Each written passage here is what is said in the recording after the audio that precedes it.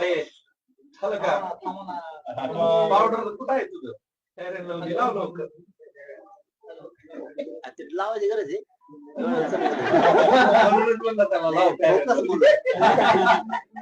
Focus पाडल्यावर काय त्या बाहेरचे का बसणार म्हणा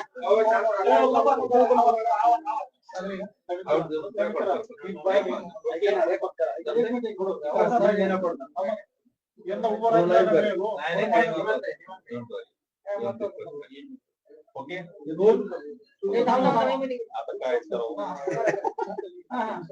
पाटील काय सांगाल कधीपासून तुम्ही उपोषण करताय कारण पुन्हा एकदा तुम्ही उपोषण करणार असं जाहीर केलेलं आहे कशा पद्धतीने हे उपोषण ते सामूहिक आमरण उपोषण असणार आणि राज्यात आता कुठेही आमरण उपोषण होणार नाही सकाळी पण नाही कोणतंच उपोषण आंदोलन राज्यात होणार नाही एकाच ठिकाणी एकाच वेळी एकाच दिवशी आंतरवालीत सामूहिक आमरण उपोषण आरक्षणासाठी होणार आहे शेवटी काय असतं बघा त्यांनी त्यांचे पक्षीय नेते आता मोठं करायचं काम केलं आता आम्हाला आमची जात आणि आमची लेकरं मोठं करावं लागणार त्यामुळे आता ते राजकारण डोक्यातून मराठ्यांनी काढलं आणि मराठी कामाला पण लागले आरक्षणाला विरोध करणाऱ्यांचा सुपडा साफ करा असं आवाहन तुम्ही निवडणुकीच्या पूर्वी केलं होतं निवडणुकीत उतरण्याची देखील तुम्ही तयारी केली होती परंतु काही समीकरण जुळली नाही त्यामुळे उतरले नाही परंतु कुठेतरी आरक्षणाला विरोध करणारेच पुन्हा एकदा आता सत्तेवर बदले जे सरकार पूर्वी होतं तेच आता सत्तेत आलंय पुन्हा म्हणजे एकंदर मराठा आरक्षणाच्या लढ्याचा सत्ताधाऱ्यांनाच फायदा झालाय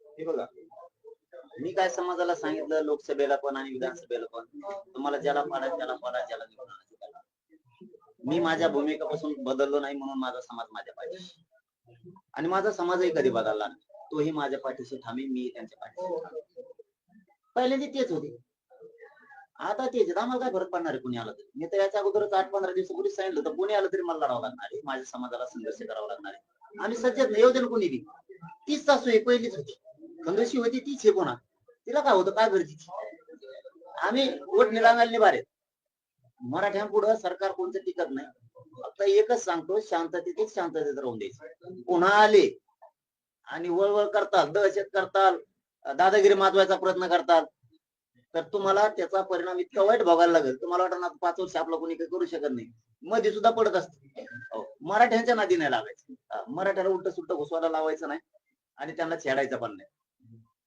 आरक्षणाच्या एकनाथ शिंदे हे काळजीवाहू मुख्यमंत्री आता राहणार आहेत देवेंद्र फडणवीस यांचं नाव आता आघाडीवर आहे चर्चेत आहे खर तर मोठा संघर्ष तुम्हाला त्यांच्याच विरोधात करताना पाहिलं कशा पद्धतीची लढाई असणार आहे पुढची ते जर मुख्यमंत्री झाले तर आम्हाला काहीच अवघड वाटत नाही आम्ही मराठी यांना लय वेळ चुकवून केलेले आता ते आले काय हे आले काय आम्हाला लढावंच लागलं असतं ना हे तर अंतिम सत्य होतं पुन्हा तेच येत ते पुन्हा आता आम्ही पुन्हा उपोषणाला बसणार हो दे चलो दे कोण काय करतय आणि कोणात किती दम आहे आम्हाला चांगला माहिती तुम्हाला एक सांगतो फक्त मराठ्यांशी बेमानी त्यांनी करायची नाही शेवटी मराठ्याशिवाय या राज्यात कोणाची सत्ता येऊ शकत नाही ती असू नाही तर हे असू मराठ्यांनी दोघांचं पण काम केलंय जे पाळलाय त्याचंही केलेलं असणार आहे जे निवडून आला त्याचंही केलेलं असणार आहे दोघांनी मराठ्यांच्या मदतीला यायचं दोघांनी माच आणायचा नाही जाहीरपणानं या प्रेसच्या बांधवाच्या माध्यमातून बीड नगरीतून सांगतो दोघांनी माज आल्यासारखं करायचं नाही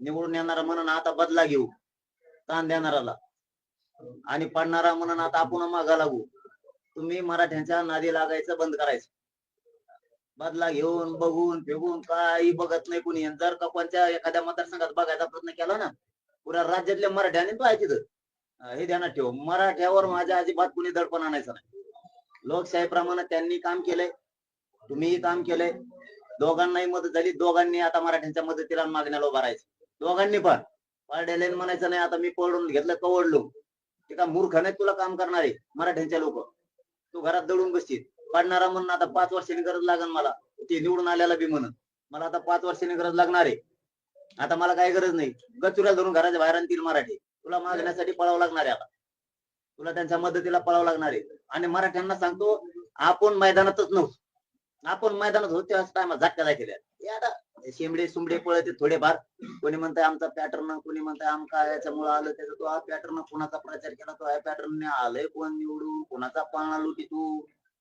हे शेंबडे सुंबडे हे मध्ये पळत येत हे लाल घोटे आणि म्हणतात आमच्या पॅटर्नमुळे आमचं झालं आणि तमक्या पॅटर्नमुळे तमका झालं आणि महा फॅक्टर म्हणजे जरांगी फॅक्टर फेल झाला म्हणजे तू काय तू बुद्धी आहे निर्बुद्धी आहे का तू काय एखाद्या बार मसडीचा पेट होता का मूत तुला काय अक्कल आहे पिक्कल नावाची गोष्ट आहे का नाही एवढे मोठे काही काही विश्लेषक प्रसिद्ध प्रतिष्ठित असणाऱ्या चॅनलवरती बसते ते बोलवते ती मंदारीने तिथं सगळ्या शेंगा आणत आमचा पॅटर्न जरांगी फॅक्टर फेल गेला अरे मी मैदानात नव्हतो मराठा नव्हता जेव्हा मी मैदानात होतो ना पाणीच पाहिजे आणि उद्याचा दिवस पुन्हा आमचा आहे ते डोक्यात आणू नको आणि खाली लिहिते 2-4 फोटो टाकले 5-6 जणांचे वर आले बळत बळत मराठ्याच्या जीवावर निवडून आले आणि वर टाकीत खाली लिहिते आमका पॅटर्न तो प्रचार कोणाचा केलाय तो हे किती आलेत राज्यात त्यांचे डिपॉझिट जप्त झाले ते बघ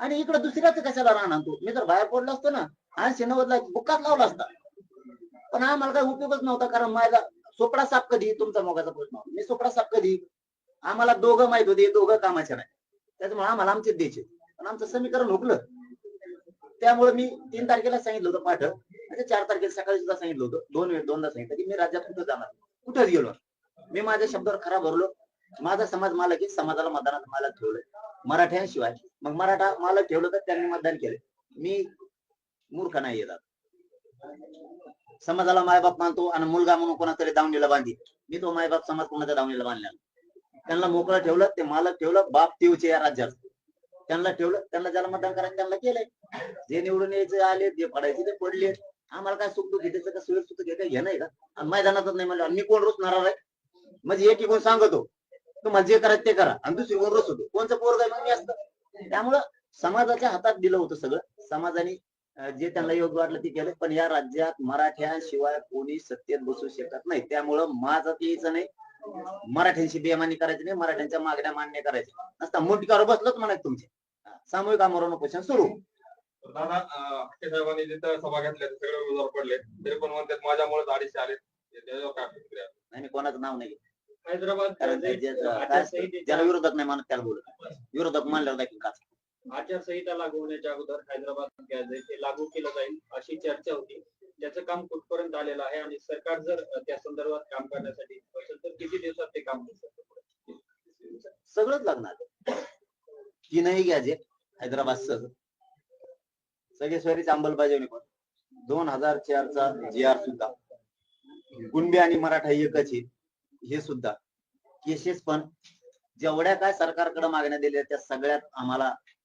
त्याची अंमलबजावणी पण पाहिजे आणि हे नाही केलं तर मात्र आम्ही सामूहिक आमरण उपोषणाला बसणार आहे देशात असं उपोषण कोणा झालं नसेल सरकारचं डोकं बंद पाडणार 100% डोकं बंद पाडणार यांना 4 तळात कोणी नाही ठेवणार सत्ता आली म्हणून काय झालं पहिले तेच होते थोडे होते पहिले त्यांचे म्हणजे काय अधिकार कमी आहेत का मग सत्तेवर बसलेत ना अधिकार तेवढेच होते थोडे असले तरी आता लय मोठे आलेत मग अधिकार लय मोठे दिले काय सत्ताच आहे ना त्या टायमाला बी आम्ही त्याला पालतं उलट केलं जन चळवळ ती जिवंत राहिली पाहिजे गोरगरीब मराठा संकटात सापडण्या पाहिजे ही भूमिका माझी होती ती मी पुरेपूर पार पाडली मराठ्यांचा रुबाब हाय तसाच ठेवलाय पाठ मराठ्यांचा रुबाब हाय तसाच ठेवला उंची बी रुतबा त्यांचा कमी होऊ दिला नाही थोडा सुद्धा खाली मान घालून चालायचं कामच नाही ठेवलं मराठ्यात आणि मराठ्यांना सांगतो कुणी पडून येते निवडून येऊ कच रोडने चालायचं छाताड काढून आपण मैदानातच नव्हतो ज्याला कुमकुमे दाखवतो मग पुढं आले तर किती हो टंबळे कुणी 5,000 आले कुणी 15,000 आले कुणी 20,000 आले आले तरी काय एक राऊंड आणला असता ना सगळे उलटे पालटे करून टाकले असते पण आमचं समीकरण जुळलं नाही हे कोणीच कामाचं नव्हतं ठीक आज बोलतो का निवडून आलो मी आधी सुद्धा बोललो मला आंदोलन करावंच लागलं असतं माझ्या समाजाला संघर्ष करावा लागला आता ते आले त्यांनी आमच्या मागण्या मंजूर करायच्या आणि मराठी सुद्धा ज्यांनी ज्याला मतदान केलंय ना त्याला सांगायचं रस्त्यावर वय ते पडलेला असं निवडून आलेला असं चला आमच्या लेकरा आता तो लेकरात काल झाला आमच्या लेकराच्या मागण्यासाठी चल मी तर आहेच खंबीर आणि कोणी काळजी करायची नाही महाराष्ट्रात कोणता निवडून आलेला आमदार त्रास देतोय पड्याला त्रास देतोय ना एक जीवन राहायचं सगळ्यांना मराठी तो का बाप नाही आपला अजिबात कोणाच्या दहशती द्यायचं नाही भ्यायचं काय कारण लय शानपणा करत असला ना पुऱ्या राज्यातलेच मराठी तिथं इथं मराठ्यांना कुठेही धक्का लागणार नाही त्याला त्रास होणार नाही ही जबाबदारी आपण एकमेकाची घेऊ मराठ्यांनी दहशत मुक्त करायचं कोणाची पण सत्ता येऊ दे 2019च्या तुलनेमध्ये या निवडणुकीमध्ये मराठा आमदारांची संख्या वाढलेली आहे. याकडे तुम्ही नेमकं कसं पाहतात आणि अपेक्षा निश्चितच समाजाची वाढलेली आहे. काय अपेक्षा करता त्याच्यामध्ये? नाही आता आपण जर त्याच्यात असतो तर अपेक्षा ठेवली असती, म्हणजे दोघांकडे बी. आपण मैदानातच नाही येत. आमचा जनचळवळी मी जनचळवळीतून मिळतो. हे बघा दादा, काही दिवसांनी समाजाला कळलं, यात तुम्ही बोलायलाच लावलं मला. मी किती करून ठेवलंय समाजासाठी हे माझ्या समाजाला थोड्या दिवसात कळलं. हो, इतकी आयुष्याची शिदोरी बांधून ठेवली दिली नाही मी त्यांना, हो, की त्यांच्या लेकराला कधीच कमी पडणार. मग तो काय भाजपचा मराठा असू दे, नाही तर काँग्रेसचा असू दे, शिवसेनेचा असू दे, राष्ट्रवादीचा असू दे, काँग्रेसचा असू दे, नसता तो शेतकरी मराठा असू. हो, मी इतकं काही करून ठेवलं माझ्या मराठा समाजासाठी, त्यांना पिढ्यांना पार ती शिदोरी करू आणि आणखीन बी करून ठेवणार. त्यामुळे तर माझा मराठा समाज माझ्यावर नाराज होतो. मी योग्य योग्य वेळी योग्य निर्णय समाजासाठी घेतो. कधी पण माझा समाज मला कधी कमजोर होऊ द्यायचा नव्हता. त्याला खूप काय द्यायचं होतं आणि त्याच्यासाठी मी खूप काही करून ठेवलंय. जे कोणी एका आधीचा फुकणीचा असेल ना, त्याला वाटत असेल, पण त्यालाही काही नाराजी काही असेल ना, तर त्यालाही काही दिवसांनी कळत या माणसानं समाजासाठी किती मोठं काही काम करून ठेवलं. मराठीची एकजूट सुद्धा करून ठेवली, आरक्षण पण करून ठेवलंय, अनेक खूप मोठमोठ्या गोष्टी त्यांच्या हिताची करून ठेवणार खूप.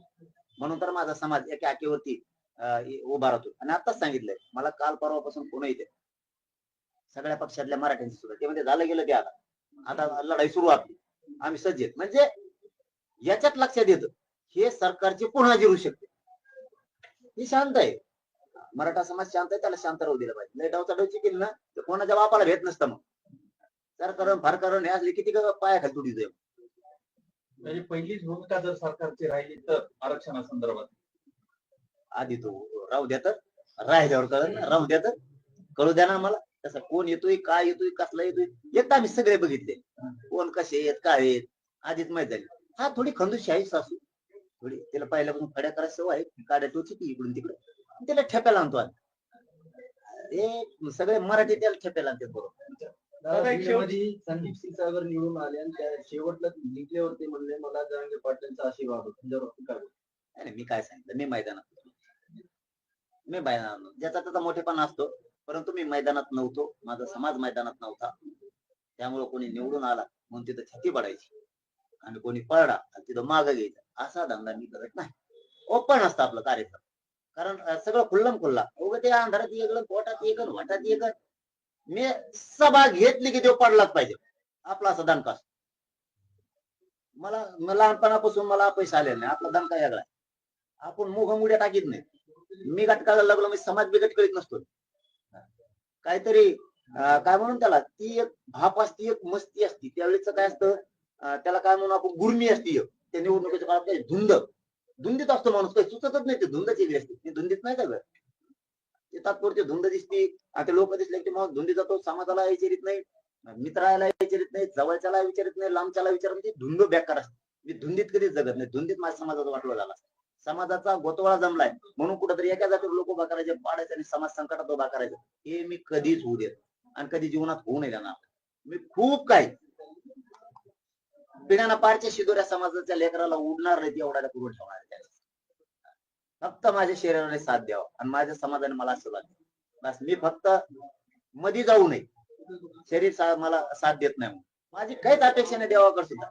मी समाजाला असं आयुष्याचं पिढ्यांना पारच पुरत एवढी शिदोरी मोठी करून ठेवणार. त्यांना असं वाटेल की ह्या माणसानं आपल्याला खूप काही करून ठेवलं. माझ्या गोर गरीब काम करणाऱ्या शेतकऱ्यांना, कष्टकऱ्यांना, कंपन्यात नोकरी असणाऱ्यांना, पोलीस मध्ये असणाऱ्यांना, महसूल मध्ये असणारे डॉक्टर, वकील, हे माझे गोरगरीब शेतकरी मराठे, यांना असं वाटलं पाहिजे की या लेकरानं खूप काही करून ठेवलं आपल्यासाठी. फक्त माझ्या शरीराने मला साथ दिली पाहिजे. माझ्या देवाकडे एवढीच विनंती, कारण मी फक्त अर्धवट जाऊ.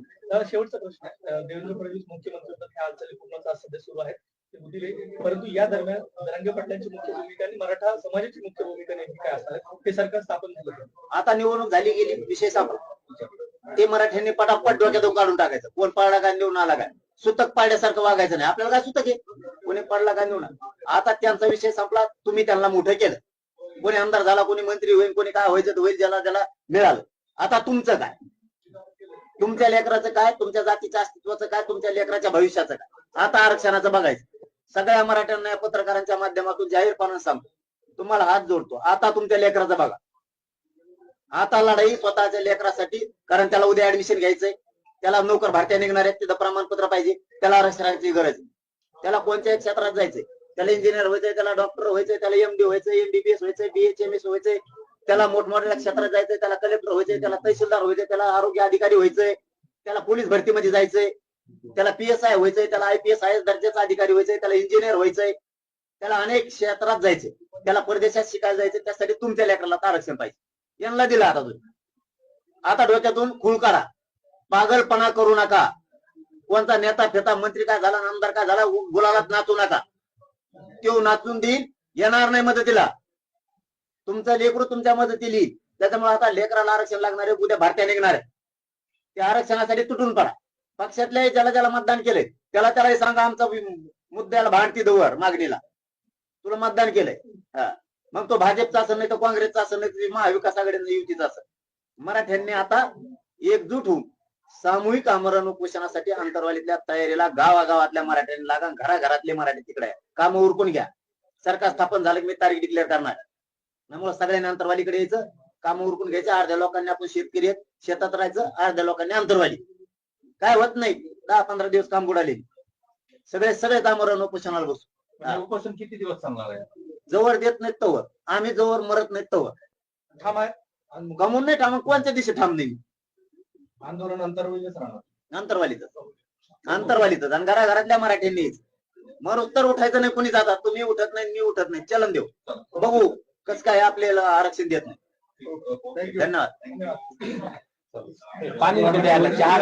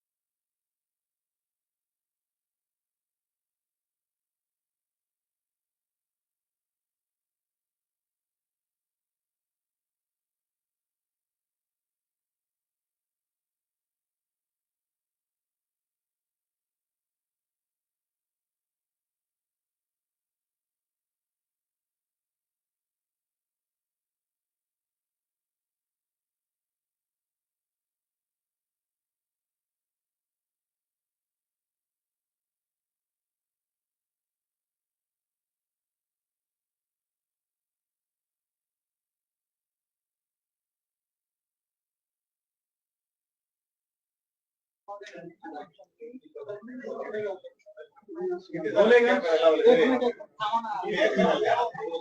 झालं का? आवाज अय आडे झालं का? पावडर कुठं आहे तुझं? Fair and Lovely लाव लवकर. ते लावायची गरज आहे. म्हणूनच म्हणलं त्याला लाव. Focus म्हणून. फोकस पाडल्यावर काय होईल अजून? ए यार ते बाहेरचे का बसार म्हणा.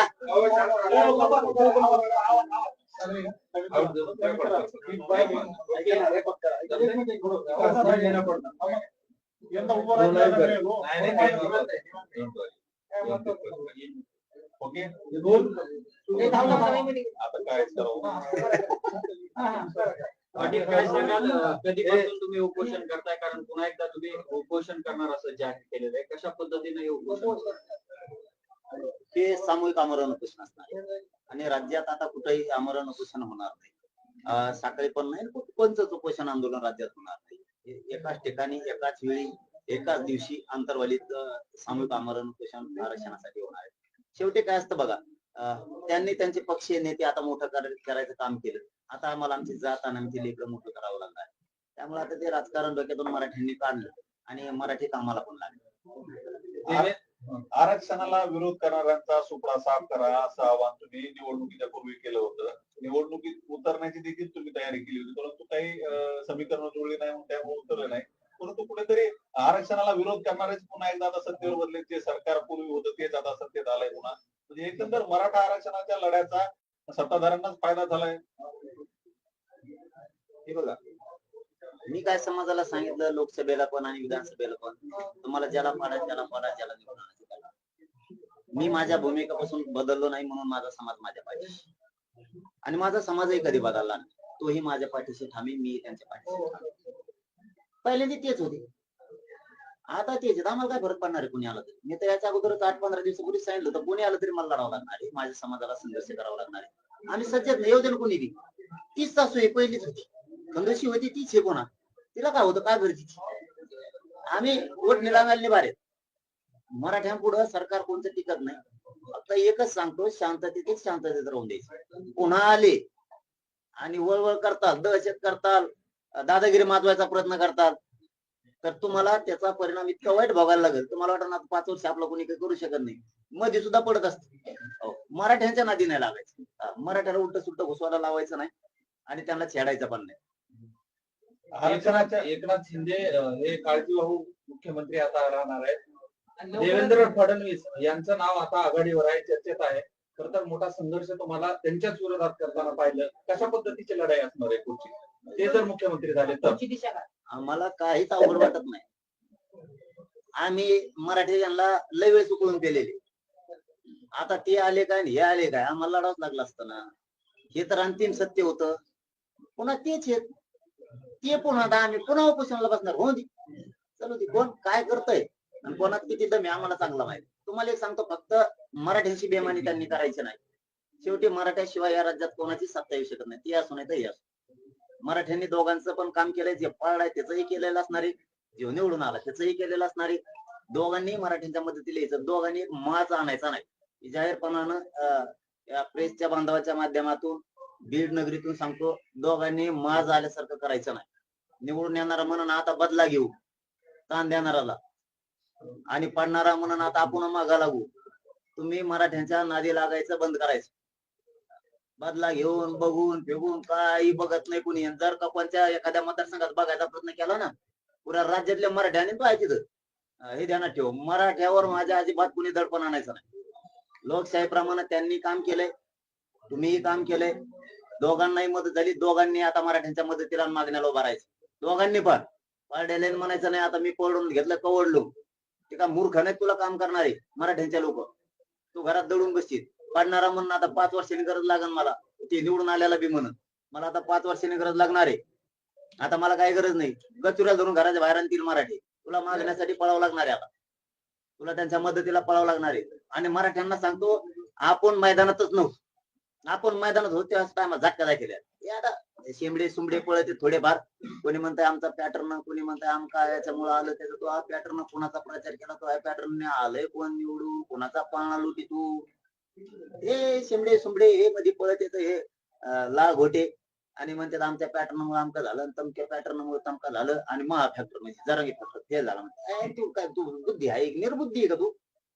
तू काय या खंडेबार मसडीचा पेत होता का मूत? तुला काय अक्कल आहे पिक्कल नावाची गोष्ट आहे का नाही?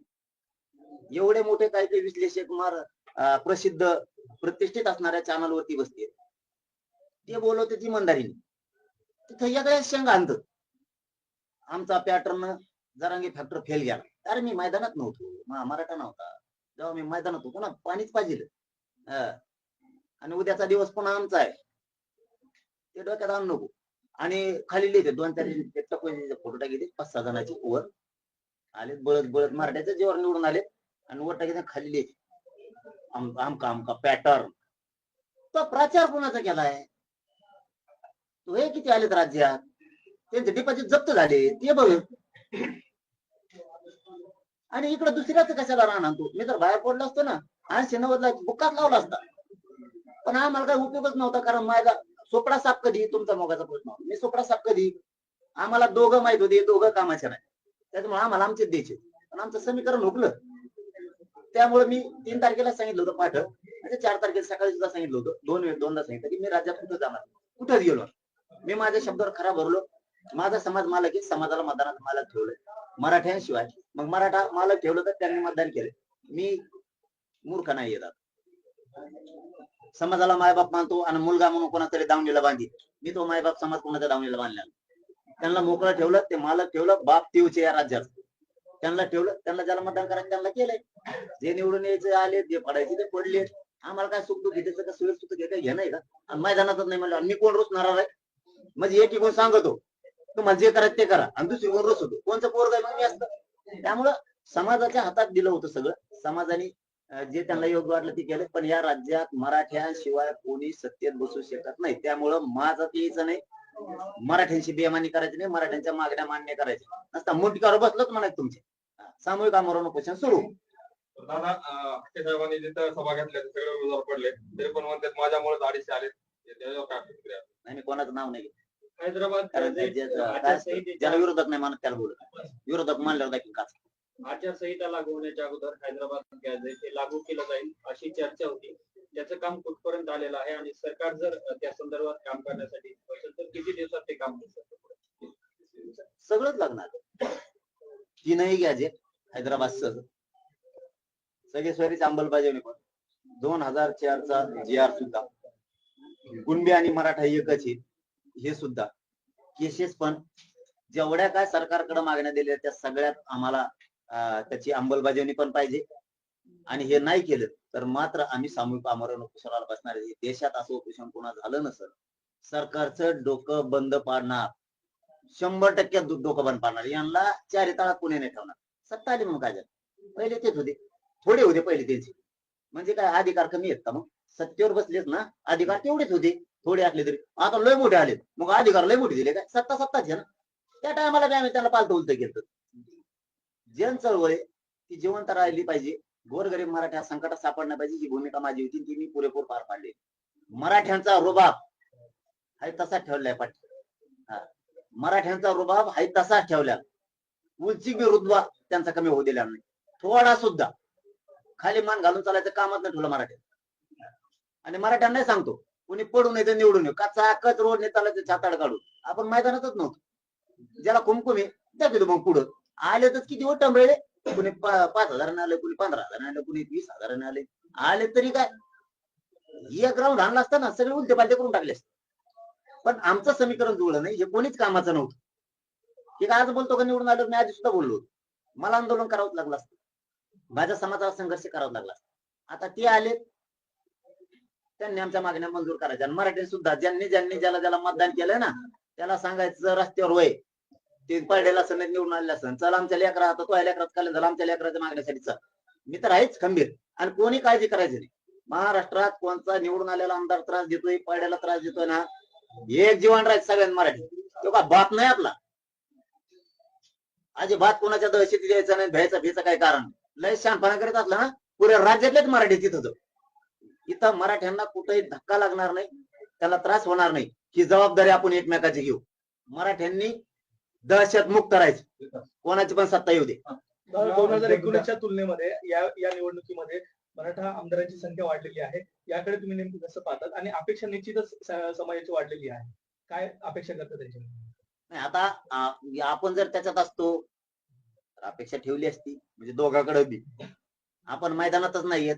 आमचा जनचळवळी मी जनचळवळीतून मिळतो हे बघा दादा. काही दिवसांनी समाजाला कळत, तुम्ही बोलायलाच लावलं मला. मी किती करून ठेवलंय समाजासाठी हे माझ्या समाजाला थोड्या दिवसात कळत.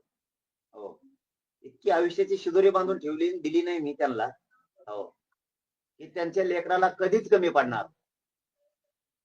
मग तो काय भाजपचा मराठा असू दे, नाही तर काँग्रेसचा असू दे, शिवसेनेचा असू दे, नाही तर राष्ट्रवादीचा असू दे, नाही तर काँग्रेसचा असू दे, नसता तो शेतकरी मराठा असू. हो, मी इतकं काय करून ठेवलं माझ्या मराठा समाजासाठी, त्यांना पिढ्यांना पार ती शिदोरी करून आणि आणखीन बी करून ठेवणार. त्यामुळे तर माझा मराठा समाज माझ्यावर नाराज होतो. मी योग्य भूमिका, योग्य वेळी योग्य निर्णय समाजासाठी घेतो. कधी पण माझा समाज मला कधी कमजोर होऊ द्यायचा नव्हता. त्याला खूप काय देत होतं आणि त्याच्यासाठी मी खूप काय करून ठेवलंय.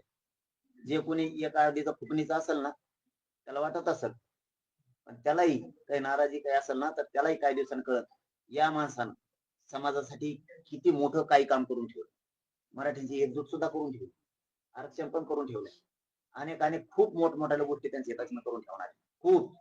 म्हणून तर माझा समाज एका आकेवरती उभा राहतो. आणि आताच सांगितलंय मला, काल परवापासून पुन्हा येते सगळ्या पक्षातल्या मराठ्यांची सुद्धा, ते म्हणजे झालं गेलं ते आता लढाई सुरू आपली, आम्ही सज्ज आहेत. म्हणजे याच्यात लक्षात येतं हे सरकारचे पुन्हा जिरू शकते.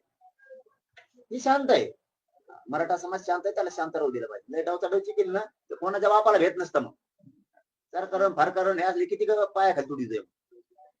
म्हणजे पहिलीच भूमिका जर सरकारची राहिली तर आरक्षणासंदर्भात आधी तो राहू द्या, तर राहिल्यावर कळ राहू द्या, तर कळू द्या ना आम्हाला. तसं कोण येतोय, काय येतोय, कसला येतोय, येत आम्ही सगळे बघितले. कोण कसे आहेत, काय आहेत, आधीच माहित झाली. हा थोडी खंदूशी आहे सासू, थोडी तिला पहिल्यापासून खड्या करायची सवय आहे, काड्या टोची ती इकडून तिकडे, तिला ठेप्याला आणतो आम्ही. हे सगळे मराठी त्याला ठेप्याला आणतात बरोबर. संदीप क्षीरसागर निवडून आले आणि त्या शेवटला जिंकल्यावर ते म्हणले मला जरांगे पाटलांचा आशीर्वाद होता. नाही, मी काय सांगितलं, मी मैदानात ज्याचा त्याचा मोठेपणा असतो, परंतु मी मैदानात नव्हतो, माझा समाज मैदानात नव्हता. त्यामुळे कोणी निवडून आला म्हणून तिथं छाती पडायची आणि कोणी पळला आणि तिथं मागं घ्यायचं असा धंदा मी करत नाही. ओपन असतं आपलं कार्यक्रम, कारण सगळं खुल्लम खुल्ला. उगं ते अंधारात येगलं, पोटात येगल, वाटात येगल. मी सभा घेतली की तो पडलाच पाहिजे, आपला असा दणका असतो. मला लहानपणापासून मला पैसे आले नाही, आपला दणका वेगळा. आपण मुघमुड्या टाकीत नाही. मी गटकाळायला लागलो, मी समाज बिगट करीत नसतो. काहीतरी काय म्हणून त्याला, ती एक भाप असती, एक मस्ती असती. त्यावेळेच काय असतं, त्याला काय म्हणून आपण गुरमी असती. त्या निवडणुकीच्या काळात काही धुंदीत असतो माणूस, काही सुचतच नाही. ते धुंदच वेगळी असते, ती धुंदीत नाही सगळं. ते तात्पुरती धुंद दिसती आणि ते लोक दिसले की माणूस धुंदी जातो. समाजाला विचारित नाही, मित्राला विचारित नाही, जवळच्याला विचारित नाही, लांबच्याला विचारत नाही. धुंद बेकार असते. मी धुंदीत कधीच जगत नाही. धुंदीत माझ्या समाजाचा वाटला झाला, समाजाचा गोतवाळा जमलाय म्हणून कुठेतरी एका जातीवर लोक उभा करायचे, पाडायचे आणि समाज संकटात उभा करायचं, हे मी कधीच होऊ देत आणि कधी जीवनात होऊ नये देणार. मी खूप काही पिढ्याना पारच्या शिदोऱ्या समाजाच्या लेकराला उडणार नाही एवढ्याला करून ठेवणार. फक्त माझ्या शरीराने साथ द्यावा आणि माझ्या समाजाने मला आशीर्वाद द्यावा. बस मी फक्त मध्ये जाऊ नये, शरीर मला साथ देत नाही. माझी काहीच अपेक्षा नाही देवाकडे सुद्धा. मी समाजाला असं आयुष्याचं पिढ्यांना पारच पुरत एवढी शिदोरी मोठी करून ठेवणार. त्यांना असं वाटेल की ह्या माणसानं आपल्याला खूप काही करून ठेवलं. माझ्या गोर गरीब काम करणाऱ्या शेतकऱ्यांना, कष्टकऱ्यांना, कंपन्यांना नोकरी असणाऱ्यांना, पोलीस मध्ये असणाऱ्यांना, महसूल मध्ये असणारे डॉक्टर, वकील, हे माझे गोरगरीब शेतकरी मराठे, यांना असं वाटलं पाहिजे की या लेकरानं खूप काही करून ठेवलं आपल्यासाठी. फक्त माझ्या शरीराने मला साथ दिली पाहिजे. माझ्या देवाकडे एवढीच विनंती, कारण मी फक्त अर्धवट जाऊ. शेवटचा प्रश्न, देवेंद्र फडणवीस मुख्यमंत्री होतात, ह्या हालचाली पूर्ण सध्या सुरू आहेत, ते बुद्धिले, परंतु या दरम्यान जरांगे पाटलांची मुख्य भूमिका आणि मराठा समाजाची मुख्य भूमिका नेमकी काय असणार, हे सरकार स्थापन झालं. आता निवडणूक झाली गेली, विषय संपला. ते मराठ्यांनी पटापट डोक्यातून काढून टाकायचं. कोण पडला काय निवडून आला काय, सुतक पाड्यासारखं वागायचं नाही. आपल्याला काय सुतक आहे, कोणी पडला काय निवडून. आता त्यांचा विषय संपला. तुम्ही त्यांना मोठं केलं, कोणी आमदार झाला, कोणी मंत्री होईल, कोणी काय व्हायचं होईल, ज्याला त्याला मिळालं. आता तुमचं काय, तुमच्या लेकराचं काय, तुमच्या जातीच्या अस्तित्वाचं काय, तुमच्या लेकराच्या भविष्याचं काय. आता आरक्षणाचं बघायचं. सगळ्या मराठ्यांना या पत्रकारांच्या माध्यमातून जाहीरपणे सांगतो, तुम्हाला हात जोडतो, आता तुमच्या लेकराचं बघा.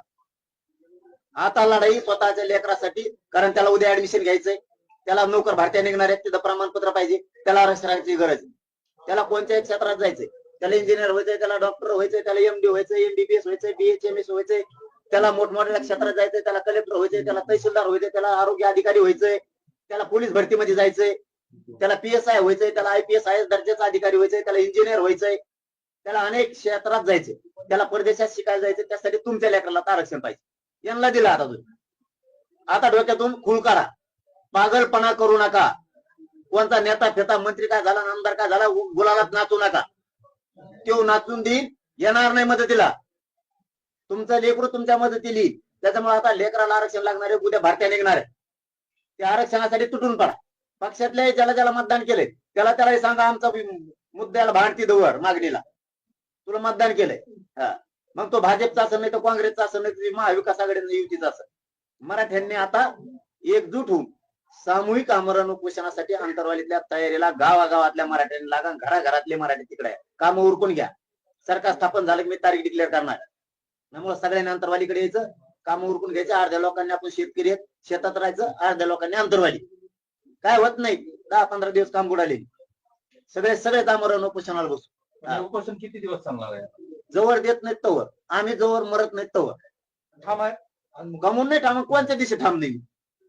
आंदोलन अंतर्वालीच राहणार. अंतरवालीतच आणि घराघरातल्या मराठ्यांनी मग तर उठायचं नाही. कोणी जातात, तुम्ही उठत नाही, मी उठत नाही, चलन देऊ, बघू कस काय आपल्याला आरक्षण देत नाही. धन्यवाद. पाणी